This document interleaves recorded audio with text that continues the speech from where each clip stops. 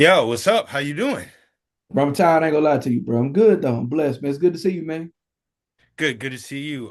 For the people tuning in and just for the preservation of life, this is Just for My People, which has been a podcast and series of interviews I've been doing for years.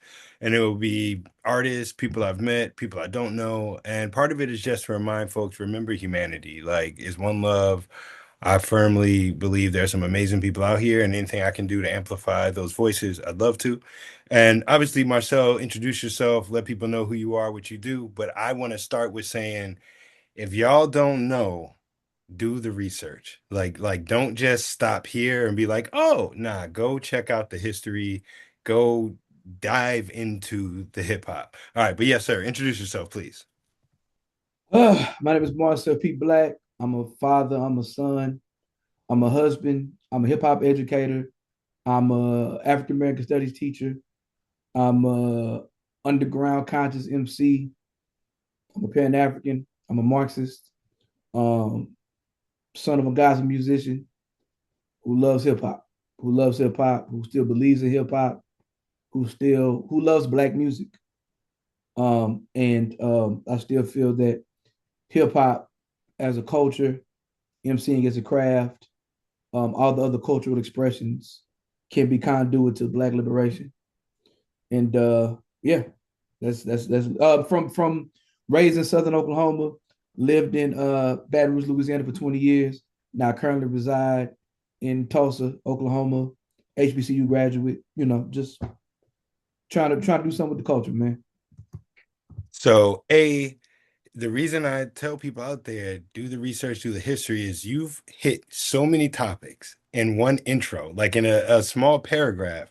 When you're talking about Pan-African liberation, when you're talking about what it is to be a Black Marxist and modern day times, what it is to be HBCU graduate, and the holism of it, like not taking one part of the identity and separating the others, but father, son, student, teacher.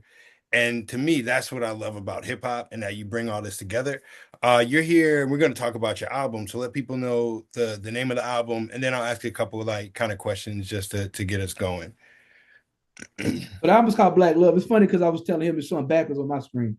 But you know what I'm saying? But I almost called Black Love, man. It is I've been saying it's a love letter to everything that makes me black. You know what I'm saying? And I'm talking about black in terms of my skin, my ancestry, black as an artist. You know what I'm saying? Black as a man. It's just the love letter. Like I'm a career conscious hip hop artist, right? Um, I've always made pro black raps, even as my politics evolved. Right, first it was angry black raps, and then it was the white man is the enemy raps, but then it was the intersectional raps. Then there was the what I'm saying. So just as my politics evolved, I've always stayed centered on my love for blackness and black people, and just my love for hip hop and hip hop culture. I have two different series, which is this album is a combination of both, right? So I have my Black series, which is Black Soul, Black Collar, Search for Black Messiah, Angry Black Raps, and Black Dilemma. Then I have my Love series, One Love, a Hate Story, I Love Her Too, and Everything I Love. So I'm combining the two, you know what I'm saying? And man, they're trying to do something incredible, man. Just trying to do something incredible. It's pro-black, but not in the way that most people think it's pro-black, right? It's not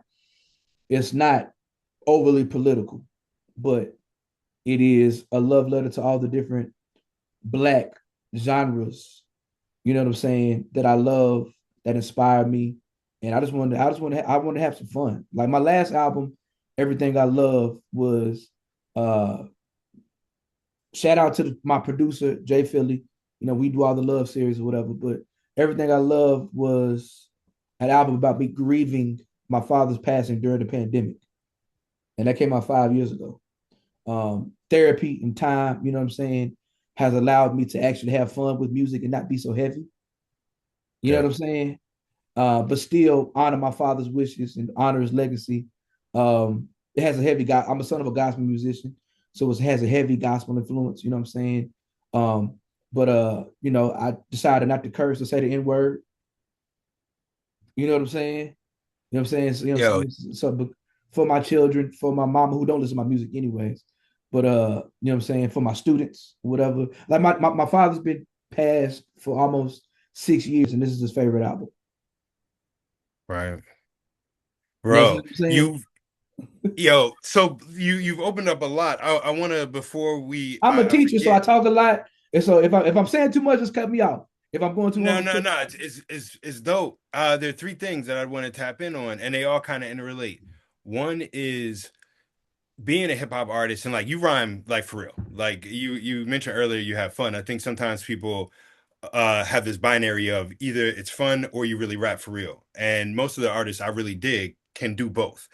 And so for you, being from the South and how people already might sometimes dismiss the lyricism or the high level skill that Southern rappers have. And don't, I lived in Atlanta for 5 years, so I got put on back in 96 to folks from Memphis, from Arkansas, from Texas. So I got the business back then. But it's been amazing to see like people still don't know.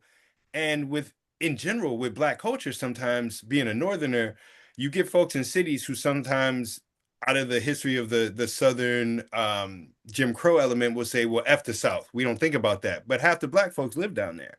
So representing the history of black music, thinking about your family tie to gospel, and being like a lyricist, how do you carry that identity of like I am repping black culture, but from your perspective, and how do you personalize that? Black music started in the South because, and listen, I'm a Pan African. Let me make it very, very clear. I'm not really rocking with ADOS. I'm not rocking with FBA. So let's make that very clear. I am a Pan African. I believe in the United States of Africa under scientific socialism. But I will say that African music in America started in the South on plantations. We brought our ancestral tongue and our ancestral experiences on the Middle Passage with us. And the first time that it really materialized was on the plantations in the South. So Black American music that we speak of starts in the South. For my New York brothers and sisters, right? They come, so hip hop is diasporic. I'm not the type of person who says that only Black Americans created hip hop, because it absolutely was my Caribbean Latino brothers and sisters, my, you know what I'm saying, my Caribbean Black brothers and sisters who started hip hop or what have you. But all the music they sampled was niggas from the South. James Brown from the South. You understand what I'm saying? The South has 13 states. The South is the most diverse region. People only think that about the South because of what a white man marketed us to be. A Mm-hmm. white man said it's all about strip clubs and fried chicken and riding on the slab. That's a white man said that. You have 13 different states, from Virginia to Texas, from Florida to Oklahoma, from, you know what I'm saying, Louisiana to South Carolina. There's 13 different states. This is the most diverse region in hip hop, period. The majority of Black leaders come from the South, from Huey P. Newton to Bobby Seale. Fred Hampton's family is from the South. Even on the street level, who has amazing influence over Black folks. Tookie Williams is from New Orleans. You understand what I'm saying? Jeff Fort and Larry Hoover from Mississippi. You know what I'm saying? Malcolm X from the Midwest. Okay, I'll give you that. But we got Martin Luther King Jr. You understand what I'm saying? Like we like Afeni Shakur is from North Carolina. You understand what I'm saying? Asada Shakur is what, like we so the South has produced some of the most talented, most revolutionary, some of the best leaders, most brightest, brilliant people ever. Like Bunchy Carter's from the same neighborhood as Lil Boosie. You understand what I'm saying? And so a white man told us that Southerners are ignorant.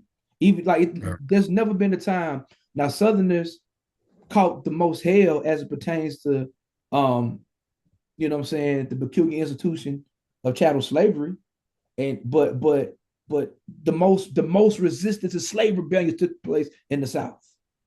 Mm. And soul food. You know what I'm saying? Like, so the greatness of Southern, and I love hip hop.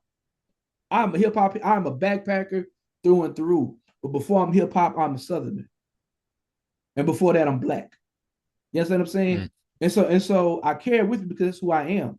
That those are my examples. Those are my heroes. Those are the people who already walked this walk for me. You understand what I'm saying? So, Yeah, like and I've definitely faced a lot of anti-Southern bias. Like honestly, my experiences, the anti-Southern bias has been worse than the anti-black bias. Hmm. Expound on that. Like, from who are you getting that vibe from? So there's so there's tribes of pockets or enclaves of white dudes who want only white people in hip hop. Right. And a lot of these white dudes have never grew up in proximity to black folks. So anything, um, like there was a white guy who said that he doesn't like R&B, and I think that shit is racist. I saw that. Yeah, yeah, I think that's racist. I think that's racist. Like you had to vote for Trump. You know what I'm saying? Because R&B is black. Black folk, some of the best. I'm 42. The most fun I have now is going to R&B night. I am 6'4", yeah. 400 pounds, and my big ass better to sing to the top of my lungs to Tevin Campbell. You know what I'm saying? Like that is a black, and it's fun because other black folks like me are doing it as well, and that's a very, very black experience we're having, right? But but going back to anti-Southern bias, I remember being in bed. I remember like first trying to like do shows outside of the South. And I'm sending the email saying that I'm from Baton Rouge, Louisiana. Oh, little Boosie, we're not checking for that. Yeah. Me and Boosie roughly the same age. He's like 10 months older than me. I saw him come up, right? I saw him come up, right? And on the other side of the tracks, on the other side of the culture or what have you. But I like his music, but I don't make music like that. What's funny is in real life, I'm probably more like Boosie than I am Common. I just rap more like Common. You know what I'm saying? Right, right. You know what I'm saying? I rap more like Common or whatever. But but yeah, but just thinking like people see that and like just discounting or whatever, like that you know they've lied and said that we're not intelligent, that we only talk about this, that, and the third, or what have you. And and on the other end of the spectrum, right? Me being a Southern backpacker, like me being a conscious rapper who is country as hell, and you know, saying from a street point of view, some of the backpackers say I'm too street. So I mean, I'm saying the conscious niggas say I'm too street, and you know what I'm saying. The street niggas say I'm too East Coast, right? But I'm hip hop. I belong to the world. I belong to the culture. So no matter where I go, you know what I'm saying. I don't fit in nowhere, but I fit in everywhere. You know what I'm saying? But Yeah. yeah, absolutely, like yeah, just kind of fighting through those stereotypes. And I remember one time I was doing a show. I ain't gonna me and my man's cool, so I ain't gonna say his name, and I ain't gonna say where I was going. But I went to this place. I got added to the show at the last minute. My first time ever being there. And I do this everywhere I go, just kind of checking in. Well, at that time, not so much now because I'm more established, and when I get on the bill, people kind of have an idea who I am and what I stand for, but or what I do. But I'm like, yo, so you know, my first time up here, what should I expect? You know what I'm saying, as far as the crowd. The dude was like, hope we don't know who I'm talking about by hearing the accent, but I'm gonna do it anyway. He was like, you know what I'm saying? You know, I know you're from deep south, the down south. We don't really do the dirty south country rap tunes. We do real hip hop. I said, bet. All right, bet. I I switched my set to the countryest southern person. Heavenly Father, watch over as I'm in the struggle. I made sure I did my most southern fucking plantation slave hymn song I possibly could, and I goddamn destroyed it. I made sure I got the boom backpack shit too. But I made sure I let my ancestors speak. Yeah. You understand what I'm saying? And so it's like, you know, like because like, you know, being a conscious rapper, underground hip hop, like I run into more white men who have similar politics to me. So even though I'm black, we might all be socialists. It's hard to find a Right, socialist at a hood club. You know what I'm right. saying? They're not at the hood club. I got a whole album about that as well. But you know what I'm saying? So I'm able to find people who I intersect with politically, right? But it's the judgment and having to always prove myself as an MC. And that's why I take performance so seriously. I mean, a couple things to add on to that. When we did that show in Brooklyn, I was excited. Like one of the things I love about New York is people come from other places. In DC, not a lot of people come through DC. They kind of avoid it for indie shows. And being able to see you bring that element of tradition, talking about the ancestors and the music, doing a song that ties into your family, your pops, and the emotions around that, and merging that blues gospel like lineage of like to add on what you said earlier about Black music in America. I think most people would acknowledge like whether it's banjo, Appalachian music, whether it's gospel, the Negro spirituals, the different elements of blues, jazz, bebop, rock, it all came from a similar lineage of West African, Caribbean, and diasporic Black folks. And to not have that in hip hop to me while we sample everything else makes no sense. If anything, seeing the updated version, because I also wasn't looking at it like, I see you doing the nostalgic throwback to like what we did in the 60s. It was like, nah, this is the evolution of what the growth is. And I appreciated earlier where you mentioned as your politics grew, your music changed. And how do you manage that? Thinking about even within the underground, there are modes or stereotypes or models of well, you got backpack rappers, you have conscious rappers, you have, but there still is a model. And when we tour, it looks like a lot of indie rap is full of like white folks if they're into the like don't use the N word, kind of social politics rap. And then there's a world of indie, basically the same content as you get on radio, where people might have guns in the club. I'm 48. I'm cool on the guns in the club, but I rap everywhere. So it confuses everyone I'm around. How do you manage that as you grow, as you develop as an artist? Because this album also sounds different than some of the other stuff I've heard. And so we're going to get into the album, but like you did things I haven't seen or heard and did multiple things on the album that aren't in the same lane. So how do you navigate that? I love Black music and I just want to express myself. I'm 42, man. We in our 40s. I don't give a fuck about no radio. I don't care about no major label. I don't care about none of that shit. When I say uh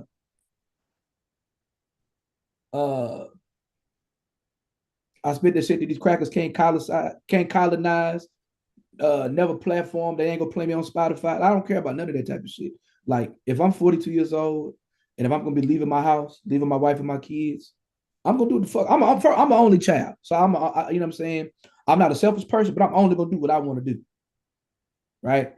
Artistically, why would I do anything else besides what I want to do? It doesn't make any sense.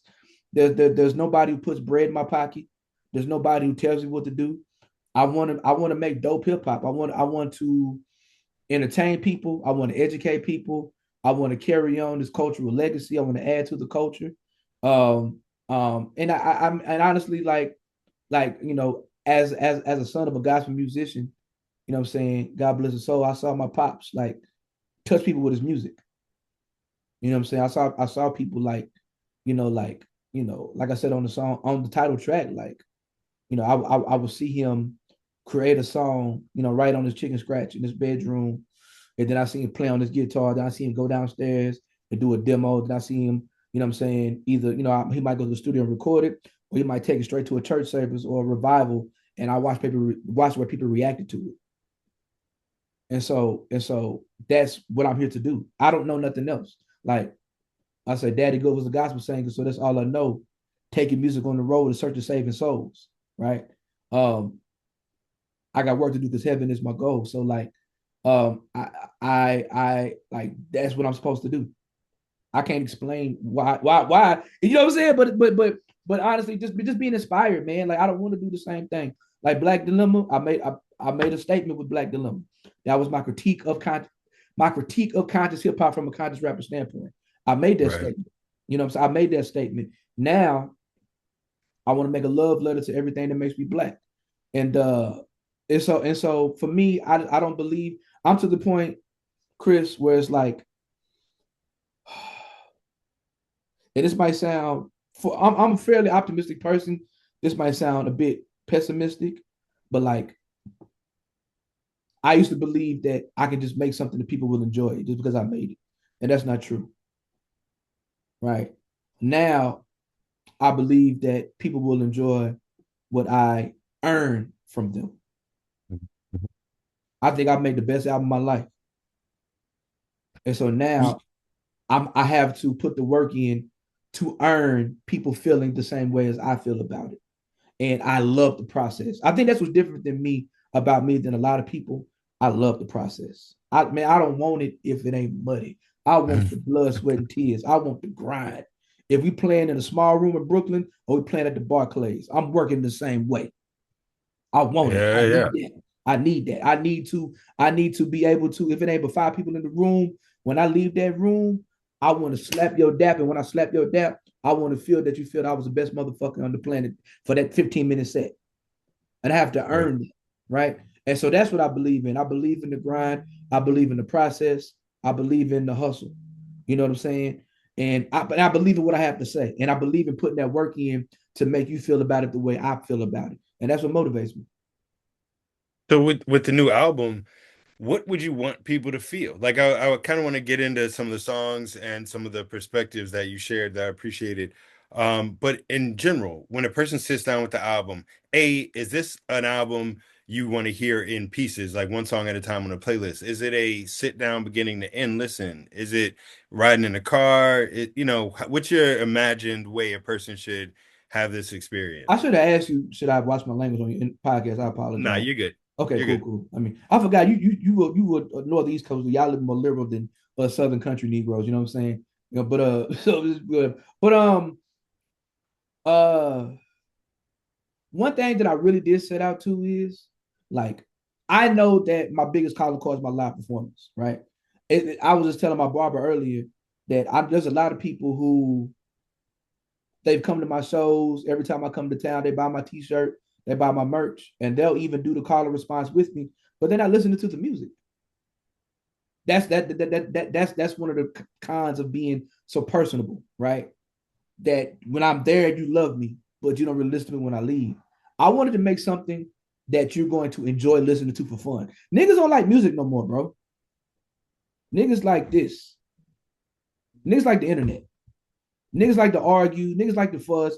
Niggas like to give opinions. Like I was telling my students, like today, I was teaching the class and I'm showing them the history of music videos. My students, they weren't born by the time 106 Park went off there. Definitely never saw Right. Rap City. MTV to stop showing music videos. So they don't know how to watch music videos. They've never turned on a channel and watched a music video before, right? So I did a whole lesson about how to watch music videos. I showed them Yo MTV Raps. I showed them the first ever music video, Blondie's Rapture. And it was like, I was like, yo, cocaine was crazy. You know what I'm saying? Like cocaine's hell of a drug, right? But like but I had to show them the anatomy. Okay, I would come home from school and I would watch this, and then I would make sure I watch the interviews and then see what the artist did, and then on Rap City I could watch the freestyle. I had to show them the anatomy because it was like, so you listen to music for fun? Yes, I do. I sit in my room, I turn music on, and I just vibe out. I don't do nothing else. I love listening to music because it makes me feel something to this day. And I get excited about it, as you see, right? But I want to make music. I wanted to make something that you absolutely enjoy. I wanted to make you dance. I'm a serious conscious rapper. Like I said, I love nothing more than to go out to the club with my wife and dance, grind on my wife big booty, have a good time, have a little Hennessy. So I wanted to make like a lot of conscious rappers don't try to make club records, but Right. that don't mean we don't like to dance. Who don't? You know what I'm saying? Like I like to, we like whatever. So we like to go out and have fun or whatever. And I wanted to just like I said, I wanted to make music that because too many times, Chris, it's like people listen to music to judge it if it's going to blow up or go viral, or if it's going to be big or not. How many like for instance, the first song in a long time that came out that people genuinely like is the Ti record. That let them know you can't deny that Yeah. shit. You can't deny it. It's not a super complicated record, but it's something about that song that makes you want to get up and move and dance, whatever. And so that's what I want to do. I want something that you hear is like, or even if it's not like when you listen, I want something that you're going to listen to the whole song and then repeat it back because it made you feel something, and you just want to keep it going, right? I want to give you music. I want my love to translate. I want this language to translate to you to something that you really fully enjoy, something that's interesting that don't sound like nothing else, but it still sounds like me. Yeah. You can always hear my influences, but I never try to. I'm always trying to be original, right? Yeah. So yeah, It in terms of that reality of knowing we're in an age where there's so much synthetic. There are so many things that are overproduced, have little meaning. I'm kind of in a boat that it may take us a second, but it's gonna make the artists who figured out how to still do live shows, how to be able to write their own music, and have an actual being that doesn't switch based on trends, but like have that personal attachment. So long run, it may work out pretty well for artists who can tour, who can perform live, who, if you ask them about the music afterwards, you can tell they actually it came from the heart and soul, and you're learning about their life experience. What's your take on that? Like inputting all this effort into the album, knowing that sometimes we as artists sometimes feel like we're yelling into a void. Are you excited about the future of sharing this message with people? Are you looking forward to the connectivity? What are your thoughts on that? I was just telling my barber this, right? So back in 2013, I did like a couple of shows with Akil from Jurassic 5, right? Super duper OG group, super duper legend. And we were talking, and he was like, yo, he's like, yo, how old are you? I can't remember how old I was, but he was like, I said I was born in 83. He said, that's when I wrote my first rhyme. I'm like, damn. He said, let me tell you something.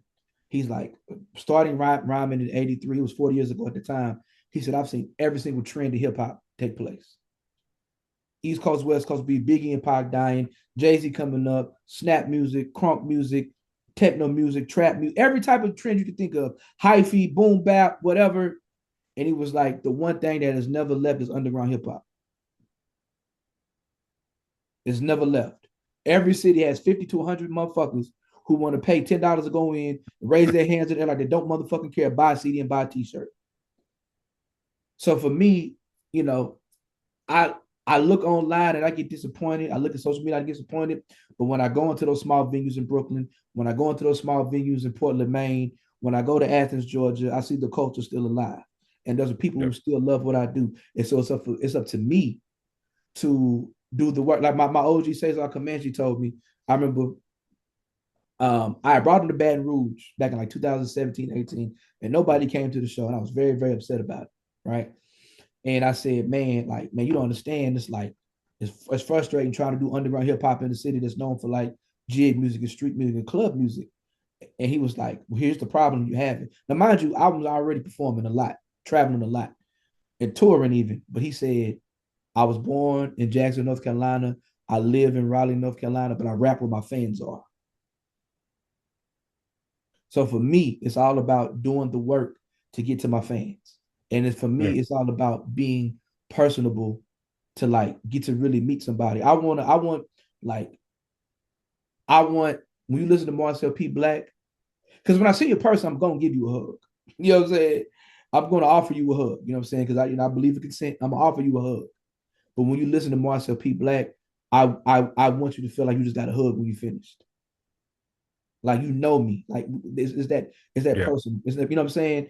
And I navigated just by going outside and just tapping in with folks, man. And like just trying to do everything I can to let my true intentions translate through the art and just not get caught up in that type of stuff. I don't got a whole bunch of followers. I don't get a whole bunch of views, but I still perform 25, 20 different states every single year. Not cities, but Yeah. states. As a teacher, full-time teacher, as a full-time father and husband.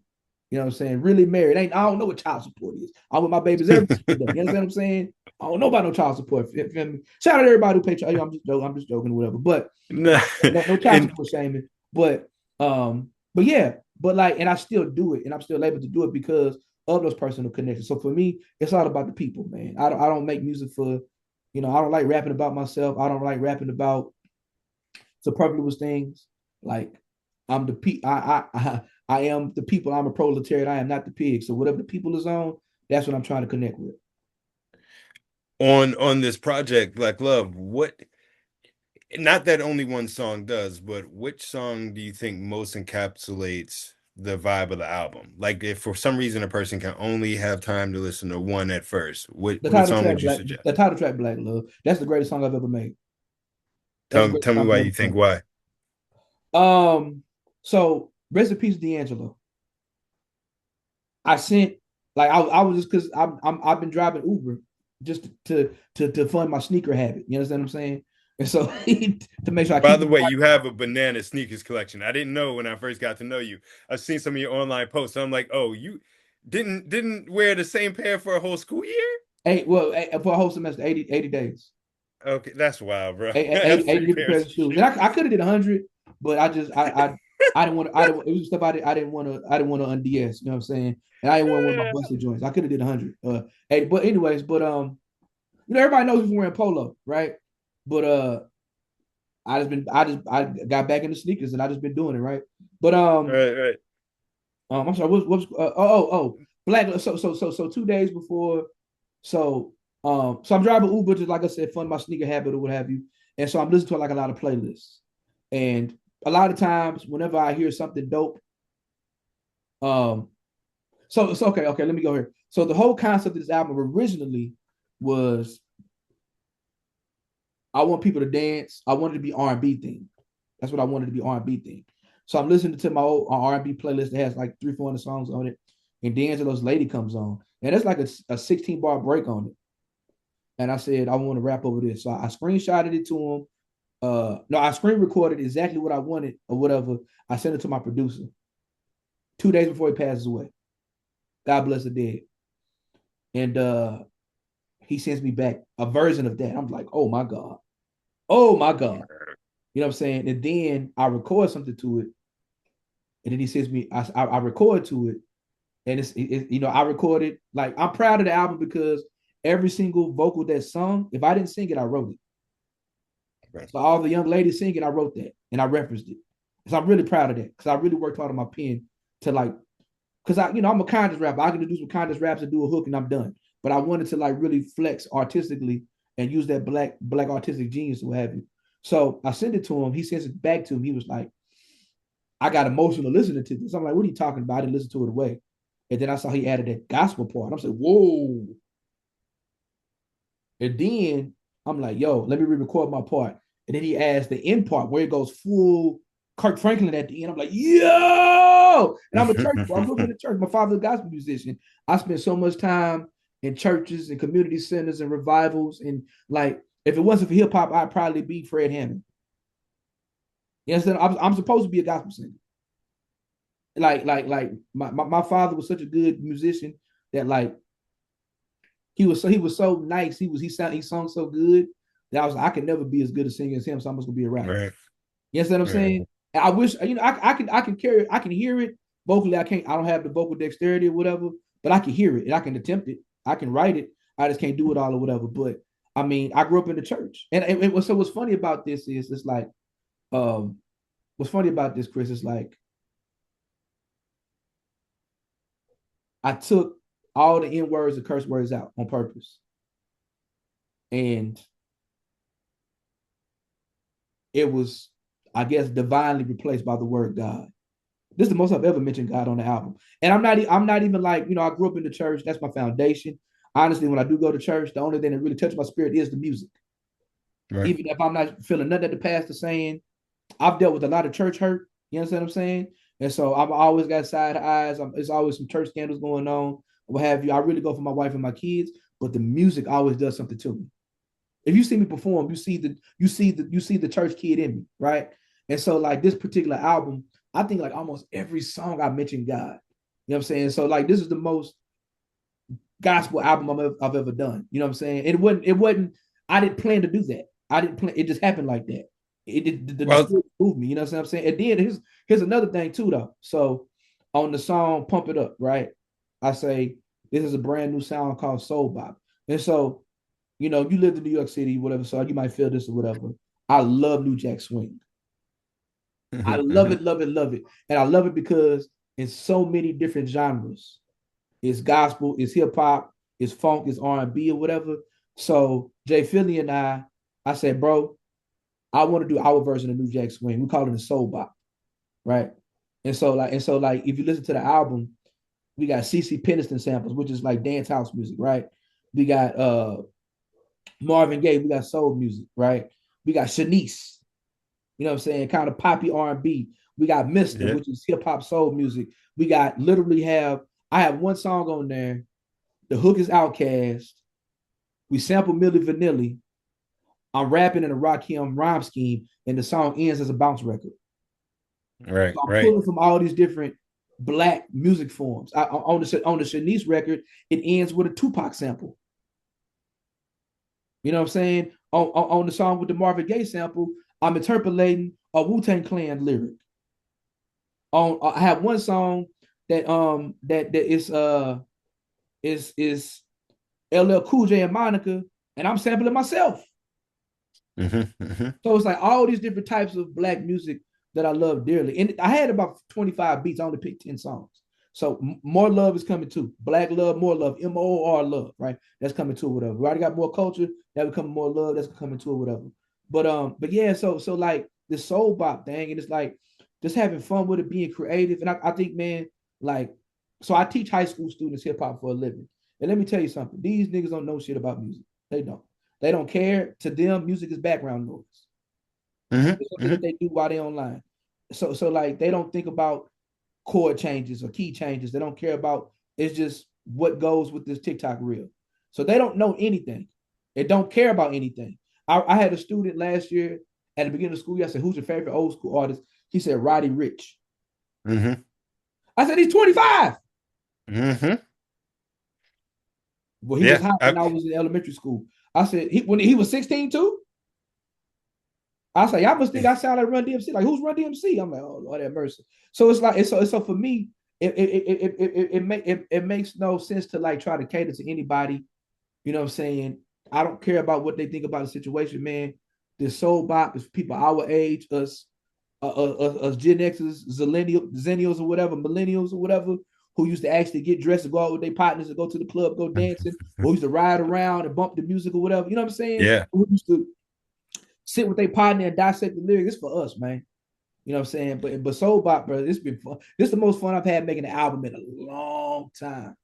And like and that's why I'm so confident in it.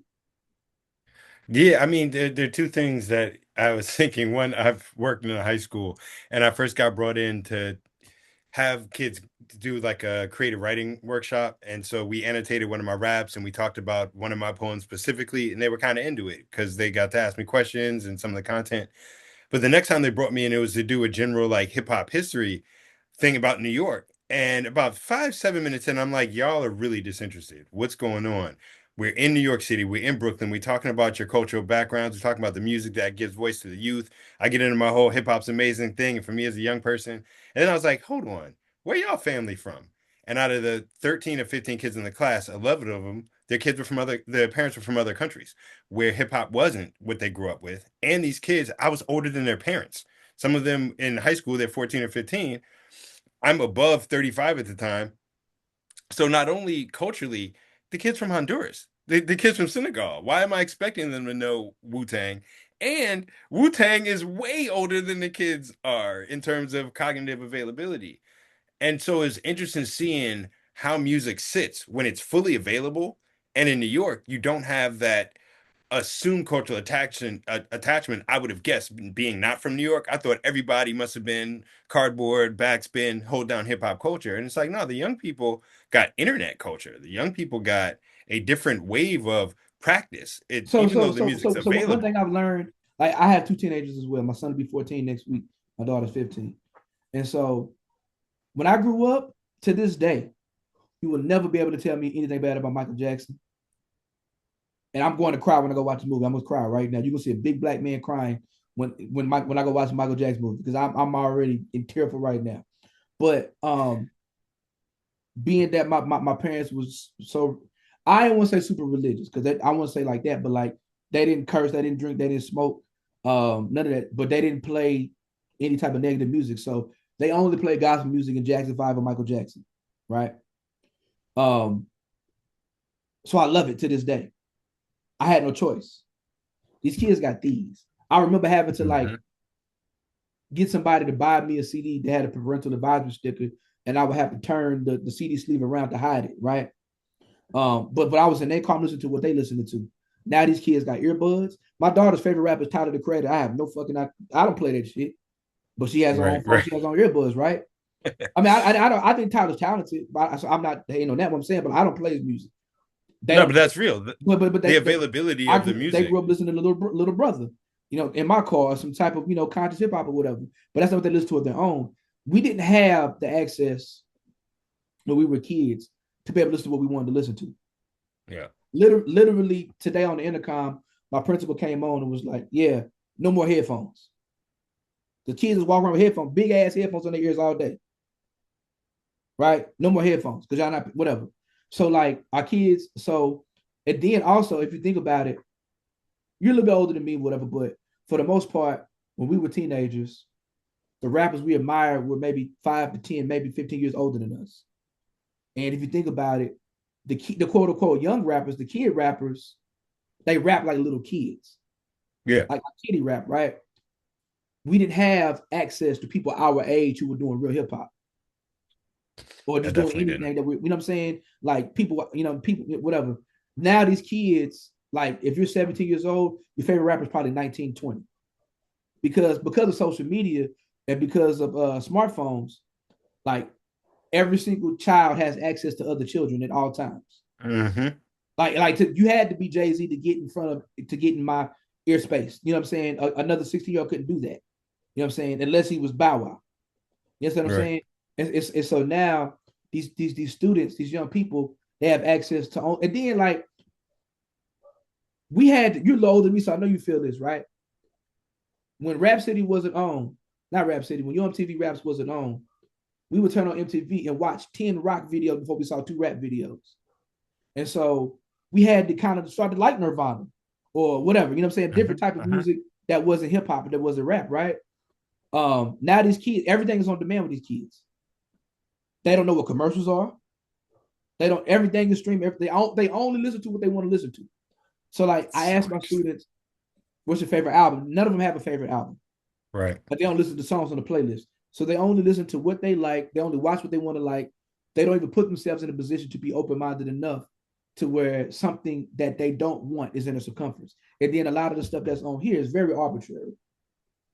You know what I'm saying? Very arbitrary, whatever.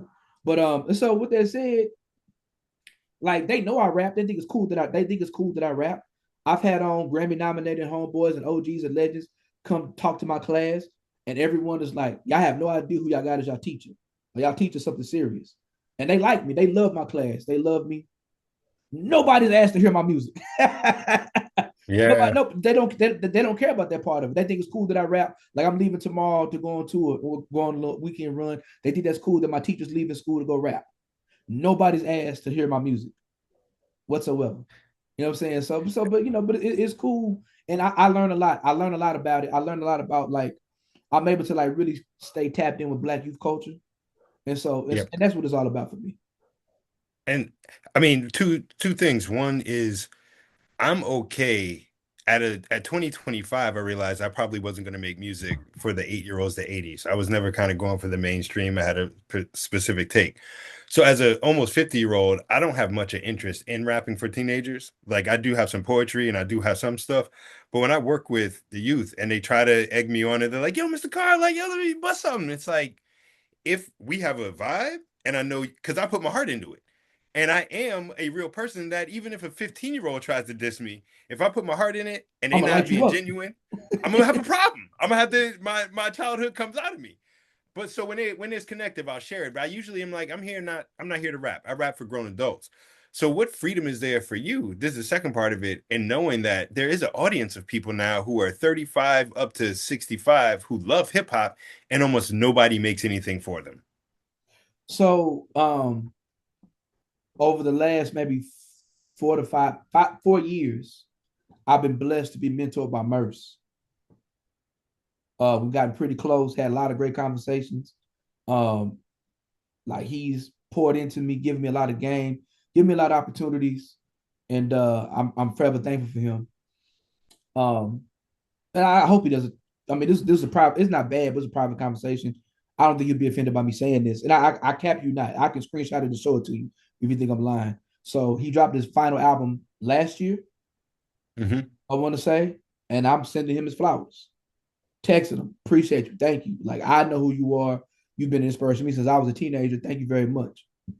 And one thing he told me was, I respect and love what you do for the culture, your dedication to it. He said, with myself and little brother retiring, your lane is wide open. He was like, there's a lot of room for you to fill that void. This is Murs, bro. Top Yeah. five By independent the way, rappers of for all people time. that don't know, because again, I want to make sure folks who do your research, MERS, if you know about back, California freestyle scene, outside ciphers, rap your face off. I seen him and met him out at Scribble Jam back in 2008, and he had already been a living legend at that point, right? I mean, So this tour is now. millionaire, just humble as I don't like. I love that dude to death, bro. Like he poured so much into me, different artists and like small scenes or whatever. But that's what he told me. He told me he was like, with me retiring and little brother retiring, he was like, there's room for you to fill that void. And so to be considered, little brother's my all time favorite group. Fonte's my all time favorite rapper. Yeah. Like everybody has tribe and you know what I'm saying, native tongues. Justice League is my tribe. Little Brother's my tribe. Justice League is my native tongue. So for a person like Murs, and I found Murs because I'm such a Fonte fan. Fonte was, ninth one to produce Murs Revenge and Murs 316. If so, that's how Hmm. I found Murs. So for him to say that to me, I take that very seriously. I know there's a lot of hip hop heads just like me, you know what I'm saying, just like us who love what we do. It's just up to me to do the work. At a certain point, heads of a certain age, those of us who came up to getting our music from magazines, music videos, and radio, for some of us have a hard time understanding that every fucking thing we want is right here. You know what I'm saying? And so they You rather know. complain. So for me, it's up to me to be like, I have to come where you're at. Hey, come outside. I know you got wife and kids and you got to take your baby to soccer practice tomorrow morning, but I promise you, if you come to the show, I'm going to have you home by 11 o'clock. And the 3 hours that you on your feet, make sure you got your runners on and your hokers. But we're going to have a good time. You know what I'm saying? And like, you know what I'm saying? So like making it worth their while. But like, yeah, but just trying to really tap, just being a real person, man. Ain't nobody, let me not say ain't nobody. I don't want to speak generally, but like I hate the internet, bro. I hate that it's not, I hate that nigga gotta spend an extra 30 minutes putting captions on every fucking video. Nigga, you can't hear it. Hearing it ain't enough. You know what I'm saying? But it's content. Like I hate using that word. I like to call it art and culture because I'm not here to make product. I'm Yeah. not here to make commercial product. I'm here to make art, and I'm here to create culture, right? But it's out there. I was just with my barber earlier. He was talking about ain't nobody talking about nothing, so I don't feel that way because I'm going to the small shows in Brooklyn. I'm meeting people like you. I'm rocking with Wade Wilson. I know the stuff that I love is out there. I'm in these communities. I'm in these culturally. I'm tapping in with folks. I know people. I still go to DJ battles. I still go to breaking battles. The writer Hmm. community in Tulsa is actually pretty big. You know what I'm saying? So all the cultural elements are still there. And so like J. Cole's not talking about what he's talking about. Well, have you listened to Bamboo?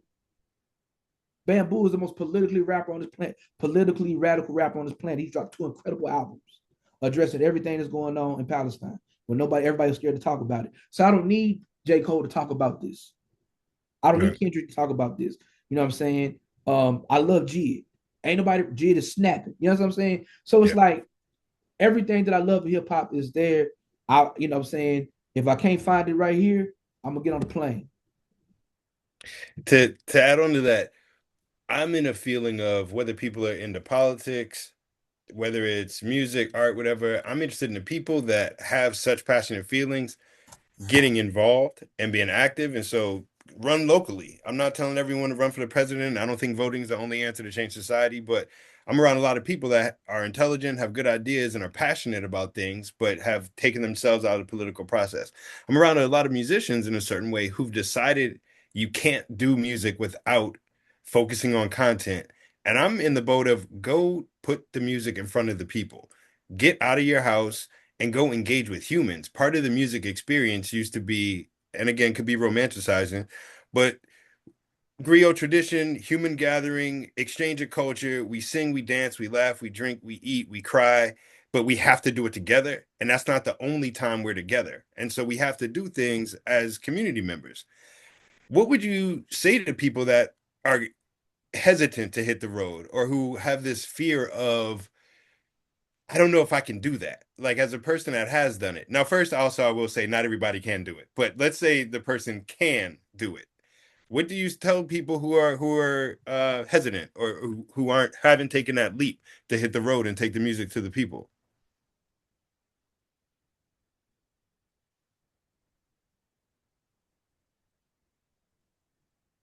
This is why I become an asshole. Mm-hmm. Stay home. It's a whole different conversation. I'm like I'm saying, like if you like for me, Chris, I love what I do so much. I'm willing to go all out. That's how much Mm-hmm. I love this shit, bro. I love it. I feel like I have to do it. Chris, my worst fear is what the fuck I'm gonna do when I can't do it no more. What will I Just do? the hitting the road part, like the being able Getting to the go road, person to getting out with the person. people, getting out with the Yeah. people. Now, I'm not gonna fall off. I guarantee there'll never be a time when niggas be like that nigga Marcel whack. I'm not gonna fall off. If I feel myself getting whacked or people just don't want to fuck with it no more, I'm gonna do a goddamn you ain't gonna Chris Paul me. You know what I'm saying? Right. You ain't gonna Chris Paul me. You ain't gonna maybe retire. You know what I'm saying? What I'm saying, if you don't want to fuck with me, oh cool. You ain't gonna Chris Paul me. But I'm gonna do a when people don't want to see it no more. My ACLs don't work. I'm gonna do a Kobe style farewell tour, and I'm done. Right? But when I'm done, I'm so terrified about what I'm gonna do. You can ask my wife. So it's been difficult. Like my last real show on the road was November the 8th, and I'm leaving again tomorrow. Like I've been off the road for 5 months to finish this album up, and it's still not Mm-hmm. 100% done. Yes, it is. What fuck it? It's I'm literally like 90% done, and it's gonna be out April 3rd. You know what I'm saying? No doubt or whatever. If you're watching this, the single comes out March the 6th or whatever, which will be tomorrow whenever this comes out or whatever. But um, I got off the road to finish this album up. Right? I am grumpy as hell. If I can't like I was telling my wife it's like bro, I ain't rapped in a while. I ain't rapped in a while, bro. I ain't touched a nigga soul in a while, bro. I gotta do it. So when it comes to that point when it's like I'm 55 years old and blah blah blah, and then I got a hip replacement or whatever, you know what I'm saying? What am I gonna do, Chris? I don't know. And that's why I love teaching because I get to get my bars off. Like Yeah. teaching is so similar to performing and rocking the crowd to keep people's attention and being creative. Like like rapping conscious raps in front of people who don't look like you is one thing, but like trying to teach Ella Baker, the teenagers who you have to fight with them, they screen time, whatever, they keep their attention. It's a task, and I love it. It's such a challenge. How can I make this interesting? How can I get them to participate? How can I get them to read out loud? Right? It's such a connection in between two. So teaching kind of gives me that feeling as a performer or connection to people, but I'm terrified of what's gonna happen. I don't want. I don't know. Hopefully, I can keep my wife. I don't do nothing crazy. Will she leave me? You know what I'm saying? But it's like I need it. I have to do it. I have a calling to do it. Um, I'm somewhat. I haven't. I kind of stepped back from it. I did one kind of speech at a anti or an informational for about ICE a couple of years ago, Yep. and I did a speech, and I just off the top of my head, they loved it, and people were starting to call me to like do more speaking engagement, to go to rallies and things like that. And I kind of fell back from it because I had some other things going on. But maybe I'll be able to do that. You know what I'm saying? Whatever. But I gotta rap. I gotta get in front of people. I gotta connect with people. I gotta travel. I gotta eat different foods. I gotta get through different shops. Every single city I go to, I have to buy a fitted cap to show you that I was there. Like Yeah. literally, when we came to Brooklyn, the other dude, Sean, that was on the bill, he picked me Yeah. up and took me to Cap City or whatever it was to buy a Nets hat. And so when I rapped in that Nets hat, I'd only had it for 20 minutes before I rapped. I didn't want to rap until I had a Nets hat. You know what I'm saying? You know what I'm Yeah. saying? But I love that part of it, right? And so like people ain't built for this. That man, I'll tell you something off air. I ain't gonna say it on air or whatever because, Yeah. but I'll give you an example of some shit where motherfuckers ain't built for this. If you're not built for it, here's my thing. Love hip hop because before hip hop is a hustle, before it's a grind, before it's a whatever, a way to make money, before it's a career, it's a culture. You know what I'm saying? It has four elements. You have different crafts, right? So I never want to divorce that. I never want to say that it's not that, right? Express yourself because that's what it's for. First and foremost, right? We talk about hip hop, we talk about rap music. When you talk about like it being a, a interpersonal experience at best, the first 6 or 7 years of rap music and hip hop, it wasn't no fucking records. It wasn't recorded. Right. You can't listen Right. to a Grandmaster cast from 1975 unless somebody was there. They made a tape of him freestyling or doing a routine. But it was an outside communal African Pan African thing that poor kids created, right? So that's what. So that's the essence of it. It's being in the room with somebody who loves this shit as much as you do, right? Yeah. And so, but with that said, this when being an asshole comes in. I don't want to hear no goddamn complaining if you don't want to leave from behind your motherfucking computer screen. If that's what you want to do, do that shit all you want to. Be a chat room rapper or link in my bio ass nigga. Don't complain. Don't talk to me about some shit for people who really out here really putting it all on the line, right? I'm a firm believer in you get what you earn. You know what I'm saying? You reap what you sow. So if you're not willing, if you want to have a career and you're not willing to like make those sacrifices, educated sacrifices, safe sacrifices. I ain't saying put your house up. You know what I'm saying for going the road. But if you're not willing to put the extra time in to get what you need, then don't complain about not having what you want. Like and No, honestly, I don't even. Bro, I love hip hop. I could talk hip hop all day, but I hate being around people who only want to talk rap from an esoteric, not esoteric, but like from a far off thing, like not some shit that we can do ourselves. But well, I think it's hard if you haven't been around examples and you're not an internally driven person, music can get weird. For whatever reason, what was made available to me wasn't acceptable. And so it was, if they're not going to do it, we have to do it. Like I didn't have the mentality of, well, eventually it'll work out, or if I just keep doing this thing I don't like. My homies were also in the mentality of, what they say? Well, F them. We're not going to pay however much to perform. We know enough people to where we can throw our own shows, and other people who are in a scenario where they're not forced into that position. But I do think sometimes like it's okay not to do everything. So I learned I don't really deal well with the industry party stuff. Like I was doing photos for Interscope and I was working on allhiphop.com.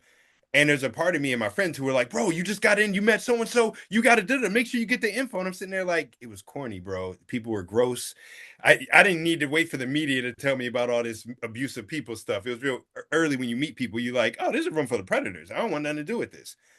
And I didn't have it in me, and I had to admit, then I can't complain I'm not on. I've recognized that when I'm in the room with people that make certain decisions, I mess it up because I start talking that underground yakety yak and anti-capitalism. And why would I expect people only concerned with making money to want to hear my anti-capitalist point of view? So instead of beating my head against the wall, it was like, okay, so what other options are there? And so I think there are some folks who should learn by trying. Touring's not for them. Other people, recording is not how they capture their essence. They need to get on the road and take their music to people, because when they do it live, people fall out on the ground. They get in the studio, become, whatever happens, it just isn't the right vibe, or they don't have access to studios. So I don't have a problem telling artists, like, be honest with yourself. Like what is it you are going to put the 18 hours into, if that's what the day calls, or what is it where you're going to load up the car, do it off the love, and if you make money, well, that's ice cream on top, and like you have to sustain yourself. But there seemed to be a compulsive drive to artistry, and like you mentioned, you don't feel right when you're not out engaging with folks, or like it affects the mood. I think people need to be real with themselves about where that rests with them. Like, what is the compulsive part of art for their experience? I don't know if we talk about it as artists. There's so much of a get famous is the goal. Like people will that's what tell it you, is. well, everyone wants to be I famous. think a lot of people and like the internet tricks you into thinking that you can get famous easier because of the internet. Of course they are, because they want you to use their shit. They want you to use their apps. You know what I'm saying? Of course they're gonna make you think you can get famous like this or whatever. You know what I'm saying? But yeah, that's what it is. It's the fame. You don't love this shit for real, man. You don't love it. You're not willing. Like I didn't when I didn't need, it wasn't no fucking views or likes or social media pages when I was rapping on the back of the bus after band practice. When my partner Nicole is playing on the piano and my partner Jamal has his drumsticks playing and I'm freestyling. It wasn't none of that shit. At lunch with me and my cousin Lionel going back and forth. It wasn't none of that. It wasn't none of that when I'm saying I'm watching my father singing people catching the Holy Ghost and people coming up to him and telling him, your song changed my life. That's what it's about for me. And that's what it's always going to be about for me. Period. Point blank. Yeah. Period. And I've stayed true to that, Chris. And that's why him like I stayed true to the culture, bro. I stayed to the culture. Bro, when I say like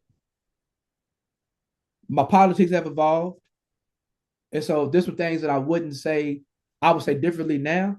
But it ain't too many rhymes that I wish I never. One time I had a song I say this is probably the only song line that I wouldn't say that I wish I could cancel my catalog. I say it's kind of like a little girl song. I say I'm talking about being in the club. I say uh the DJ plays some reggae so we dirty wine.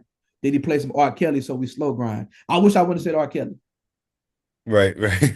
in a somewhat. That's it. If I can erase, that's the one. Those two words. That name is the only thing from my whole discography that I wish I can just act like it never happened because I mentioned his name. Well, I didn't say fuck him afterwards, right?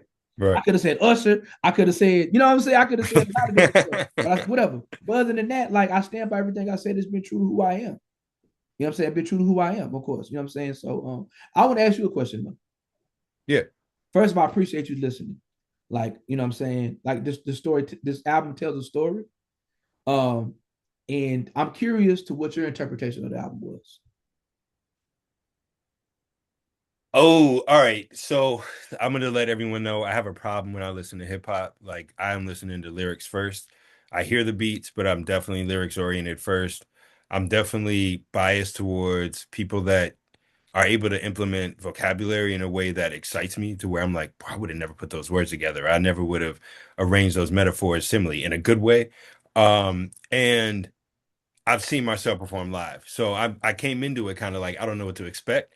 And the first thing that stood out was the first two tracks are making sure people don't disrespect the lyricism and the concept comes off, I think, immediately as to what the album's going to be about, which Hmm. I appreciated. Like in the sense of your level of confidence, your level of like unwaveringness, the level of this is a purposeful project, the sound quality, like as opposed, I know a lot of people talk about the content of songs differently. I'm listening to it like as a person that records all the time. I'm listening to how you punching in or not. I'm listening to where the breath pauses are to establish the rhythm and the flow. And the delivery is very how can I put it? Like not just purposeful, but like on different songs, I can tell that there's a purposeful delivery, not influence, but angle. Like here's what I'm trying to do with it. Which then makes it stand out. Like it's not just like, oh, you took a 16, you add to another song and put it on this instrumental.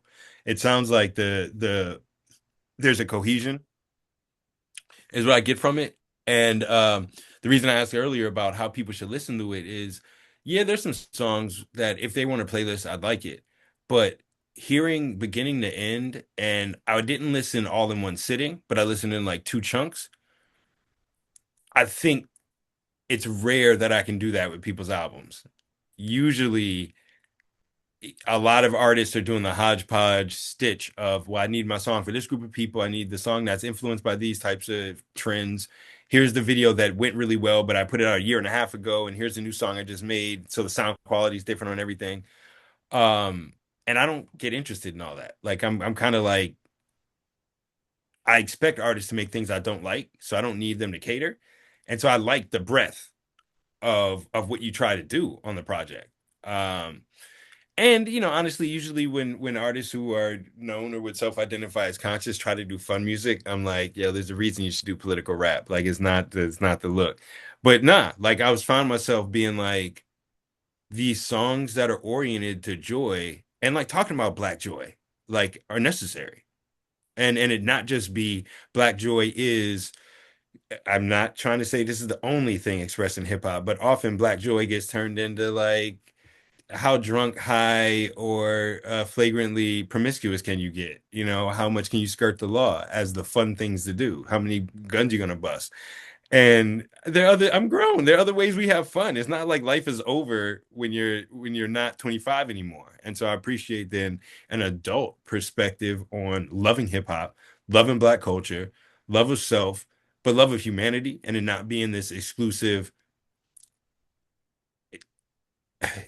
love of self means hate of others. And I think sometimes people forget that like Pan-African, Black nationalism, Black love to me never was anti anything. If anything, it was a one humanity and we all come out of Africa in the first place. So it's just getting the brother and sisterhood and all peoplehood to remember the connectivity. And I see, honestly, not to complain, just to as observation, people are shook. Like folks now, for whatever reason, will say outrageous things in terms of, again, lewdness or kind of social vices that are cool, but afraid to make political statements and then grow from them and say something different 6 months later, then grow from that and make something a year later. So I appreciate that. Like there's some clarity.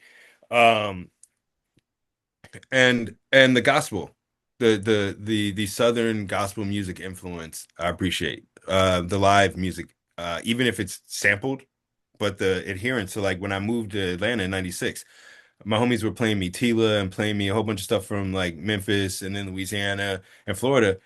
Outside of the bass music, it all had live bass. Like it all had live instrumentation for guitar. They'd be doing guitar solos on like Cain and Abel Most of them songs. grew up in the church. Yeah, And honestly, that's not something we discussed. It just happened like that. I didn't say, yeah. "Hey man, I want you to use more live sounding type instrumentation." First of all, you talk about the sound. Big shout out to Jack Maybe, Deep Thought Studios. He's recorded my last three projects. The best engineer I've ever worked with. I had when I first moved to Tulsa, I could not find a good engineer. I'm not gonna say I couldn't. Excuse me. Let me not say I couldn't find a good engineer. I couldn't find a consistent engineer that wouldn't with the run around or what I'm saying, just somebody I can just pull up and just do what I got to do. Like like I have no problem working with a bedroom engineer, a bedroom studio, bathrooms. All I'd have done all that, right? I prefer that. I like to be Mhm. me and the engineer. He's recording me. He's listening to what I'm doing. He's maybe coaching me through some type of takes or whatever. Yeah, I love that. So shout out to Jack Maybe. He's the best. Like he mixed and mastered the Black Dilemma EP. I didn't give him any notes. So when you Mhm. listen to Black Dilemma, the first draft of masters he gave me is one on the album. That's how good he is, right? He gets my voice in a way that no other engineers ever got my voice. You know what I'm saying? Because I'm a big dude, but I don't naturally rap with a lot of I don't rap with a deep voice. You know what I'm saying? And so like, then with me doing kind of like the church sing-songy type of stuff or whatever, I'm very loud still. But he gets my voice very good. Jovan, man, we've been working. I met Jovan fall of 2003 at Langston University. We lived in the same dorm complex. You know what I'm saying, in Sin City, and we were just going through music and you know what I'm saying, just became friends. And I went back to Louisiana, and we just stayed connected. He sent me a beat in 2006, 2007, and so we got 20 years of making music together. We have several albums and EPs together, and I don't know what it is, bro. Like we just connected in ways we never connected before. And so like I love this album too because this is the most hands-on that I've ever been with the production. So like out of the 10 songs, I think maybe the first and last songs were the only songs that I didn't give him the sample for. I did. Now we tried to Mhm. do a song sampling Blackberry Molasses a decade ago, and it didn't work out. But the way he did it this time, you know what I'm saying? I get the song with the ghetto record too, like that wasn't uh so yeah, 70% of the songs I gave him the samples for, and he chopped them and cooked them the way I wanted to cook them. And it went back and added stuff to them as well. Right. And so Mhm. I've been very hands-on, that's part of the reason why it's not done, because it's like, nah, bro, we swinging for the fences. Like I'm supposed to come out on Valentine's Day because of Black History Month, Love Day, but it didn't happen like that. But we swing it for the fences. And another thing too with the album is I'm putting it out on April 3rd. April 3rd is the day after my father's birthday. And like I said, so today's March 5th. He passed away on March 18th, 2020. So I haven't seen him in nearly 6 years, and I guarantee this is his favorite album. Like my he didn't I remember like before, you know what I'm saying, before the pandemic, when the first MAGA term, I had a song called Hallelujah, but like for the chorus, what I recorded, it didn't translate well live. And so I would lead the crowd and saying, fuck Donald Trump. And my Mhm. super duper deacon gospel singer father called me and was like, I don't like you cursing, but if you're gonna say up Donald Trump, you better make sure these niggas vote for midterms. You know what I'm saying? Like, you know what I'm saying? But he was a fan of my music, and he understood why I did. He said, I can't go to the places you go as a gospel musician. He was like, you can go into these places because you're really in the streets with these young brothers. You know what I'm saying? Yeah. You know what I'm saying? He was like, so I understand you use the language. He said, just don't call women out their name, but don't blaspheme. Mm-hmm. Right. But I know, like, as much as I mentioned God on this album, and I know as much as, you know what I'm saying, I'm not cursing, no N words, this would be the album he would make my mom sit down and listen to. This would be the album that he would get on the phone and talk, listen to his brothers with. And whew. So I'm dropping it a day after his birthday as a gift to him. Bro. And maybe that's why I'm so passionate about. Am I about to cry? What's going on here? But like that's why Nah, bro. You also see that's why it means so much to me on a different level. You know what I'm but saying? see, that's real. That's I think there's something you hitting on. My mom passed at the end of 2024, and I'm back in my family house and we've been cleaning up. And so I'm finding stuff that I made for her from when I was 6 years old. So I'm already you about to have me lose it out here. So we good. We All right. but it there's something amazing though about this notion of we can talk to the people where other people can't go. And the notion of there is an importance of that element. And that I think something that comes out of some of the social justice work or life practice is the skills go where they're needed. And it's not everyone's supposed to do everything. And so, in thinking about gospel, when I think of reggae, it had a gospel element. When I think of some of the blues, again, it's tied to the old hymns, and some of the themes are like, yeah, we got stress and struggle, but we're gonna get carried through this. How important is it for you to have that message of not just you feel attached, not you personally, but like a listener feels attached or is emotionally moved, but that you're fortifying people of sorts, or that you're giving people some hope or inspiration when they're not getting a lot of it from people our age, our background, kind of our identity, quote unquote.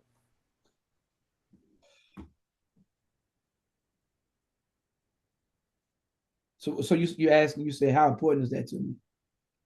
Yeah, Um, like do you think part of your I'm not going to say like mission or like how like what you're here to do type of thing, but do you think it is to not only teach the youth but also keep with this adult education through music or that adult experiencing of in a way sending the word to the people through music like your pops did. Music is in my ministry, man. I'm my father's Yeah. son. My father was a juvenile probation officer. He retired. He worked. He ran a children's shelter, and then he worked at Upper Brown with trying to get kids to college. He was a deacon, gospel singer, just great man. My mother was a social worker, very heavy in the church, very heavy in the community. That's all I know. I've been called to be a servant, and I ran from it. And Lord have mercy, all the things that I got into running from it. But I'm in my 40s now. I'm stepping into it. You understand what I'm saying? And so I definitely ran from it. But this is just who I am, and this is what makes me feel complete. Living living an intentional life, living a purpose driven life. I have my children Mhm. watching me. I'm trying to raise, and I am. I'm striving to raise well-rounded children who are good citizens and good community members and assets and they have the confidence. I was just telling literally in my car, I have a teenager, he has dreads longer than mine. He likes to wear his dreads in his face. I said, you are a beautiful boy. Stop. I said, tomorrow, I said, I'm gonna tie your hair up. I got your hair cut. The fade is fading, the line is lining. You know what I'm saying? The little pimple busted, so he gets. I said, "You are a beautiful boy. Show them who you are. Yeah. Walk in that classroom, and that's my daughter. She's super fancy, right? But he's a 13-year-old boy going through puberty, right? 5'10", we're size 13, awkward as hell. But he is a handsome young man. Show them who you are. Walk in there with that confidence that your grandfather taught me to walk with. You understand what I'm saying? That's my purpose. If I'm not, I feel empty if I'm not pouring into somebody else. Oh Lord, that's a ball. Lord have mercy. You know what I'm saying? Like I feel Yeah. empty if I'm not pouring into something. Because that's what my father did, bro. I feel a lot of different ways about Christianity, but I know my daddy in heaven, Hmm. and so if Hmm. this would have takes me to see him again, Word. you know what I'm saying? Word. And so like The scripture don't always mute. The scripture doesn't always move me, but the music does. And so Yeah. if I can contribute to that, like Dead Prayers saved my life, Chris. And in what way? I was a young boy. Dead Prayers was the audio version of the autobiography of Malcolm X for me. I was a young boy, feet kind of getting in the streets a little bit. I had an older cousin who was a 5%er. Came back from college, came back to my grandmother's house, kind of saw what I had going on. Uh, Came back for Easter with several books and the Day of Prayers out. No, Lauren Hill, Miseducation, Lauren Hill, and Let's Get Free by Dead Prayers. And I remember being in my room.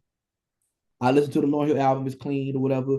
I'm playing my Dreamcast. I'm showing our age. You know what I'm saying? I'm playing 2K on Dreamcast. I bumped the Lauren Hill. I knew the song is bigger than hip hop, but I didn't know nothing else. Right. Yeah. I put on Let's Get Free. Okay, you got the Wolves intro. I'm an African, and it's like a hype song. Okay, all right, I'm an African. All right, cool. Hip hop. Okay, I know this record. So first song, third song. I went to school with some redneck crackers. Wait, what? They schools don't teach us shit. We trying to get Hmm. rid of. We trying to get all I can get. So all my high school teachers could suck my, give me white man's license. That was the hardest song I'd ever heard in my life. And this is the late '90s, early 2000s. So I love State Property. I love Beanie Siegel. I love the Locks. I love West Coast gangster rap, Crips and Blood. Like the hardest black degradation. I listened to all of that. But when he Hmm. said I went to school with some rednecks crackers, right around the time Third Place came up with the Cactus album. Wait, what? Crackers on a rap record? I only heard that in barbershops with my uncles. You said this on a major label album? And then like the hardest song on here is talking about the school system. Wait a minute. And I remember like listening to it and hear him say that and like, whoa, let me turn this off. I want my parents to hear this. Let me put my headphones on. And then I get introduced to socialism. I get introduced to Fred Hampton. I get introduced to all these people because of this album. And that's the reason why I'm a conscious rapper now. And so my whole goal is to be a young brother or and sister or non-binary, a young person, what Dead Prayers was to me. Yeah. And touch their soul how my father touched people. You understand what I'm saying? And so that's important to me. And as long as I can do that, I will do that. Like that's my ministry. Like it's definitely secular, but music is absolutely my ministry. And if Yeah. and I'm terrified when I can't go proselytizing anymore, whatever, I'm proselytizing, whatever the word is. I can see it. I don't know if I'm pronouncing it right. But if I can't go out there and spread the gospel anymore, I don't know what I'm going to do, bro. Well, bruh, I mean, I probably want to wrap the interview at that. That I Oh. can't imagine closing any better. Um, so I'm gonna keep it recording though, but I'll probably end it at that. Just as an add-on, I think what you mentioned is there's this weird thing where you can teach and be a public speaker, but it's something about rapping. And I don't know what I'm gonna do either. I probably am gonna drive my partner nuts if I don't have that outlet. I might be the person with a cane and a chair, and I'm gonna be on some like, nah, but I'm still rapping better than when I was 50. So I don't know how it's all gonna work. Um, And and telling the to people, past the people, we still have to express ourselves. yeah, We think new things, we learn new things. We still got to express ourselves. It's we important. gotta do it. And the Dead Prez add-on, I saw them in Atlanta the first time they were performing live, and before the album came out, it took them another 6 months or a year to get the album out. And I ended up buying their tape at West End Mall in Atlanta on my way to drive to Tuskegee. And so that was a side A, side B, straight way through on the drive through the South for me. And I had never driven through Mississippi at that point. I had never, like I when I told my mom I'm going to Tuskegee, she's like, "That's not far, but you going during the middle of the day?" I was like, "Yeah, daytime, not going at night." Again, in 96, 90 or 98, I didn't have a cell phone, but I remember that album then shaped a lot of my understanding of what you could do with hip hop. And like I'd already kind of been aware of Company Flow and some of the East Coast stuff, but I could also pick up. That wasn't, I was at Morehouse. I was around a lot of black people. And I was in the South where a lot of black people I was around. Yeah, I was on the Nori and all the East Coast. And when I got there, everybody was like, "What's up, New York?" I'm like, "I'm from DC." But after 3 or 4 years being down there, I was getting a lot of Southern black culture, and to see it in the hip hop, but with some of the beats that, and then I've seen them live probably like 4 or 5 times. So And it's that's another thing too. Let's say of this century. I ain't gonna say of all time. The greatest conscious hip hop album of this century came by two Southerners. Yeah, Lord Jamar discovered them. They put it out on Loud, but M1's from North Carolina and Stickman's from Florida. yeah. Yes, they was in Brooklyn when they put it out, but they are Southern. It's all in their accent. I got to tell them I love them 3 years ago uh, in Virginia. I meant that shit. I got to tell them this story about me hearing that song. They signed my Dead Press hat. I got to tell them I loved them, like straight, like for real, straight up and down, whatever. So shout out to Dead Press. But yeah, man, Yeah, nah, it's powerful, man. Hip hop is so powerful, man, and that's why I'm that's play with dope. it. That's That's why dope. I'm play with it. Word. Well, I appreciate you making time, bro. I'll basically bounce this down as soon as Zoom gets it uploaded to the cloud, and I'll probably have to retransfer you the link. Okay. But then yeah, I can put it up. I'm gonna end the. I'm not gonna end the meeting, but I'm gonna stop the recording. I can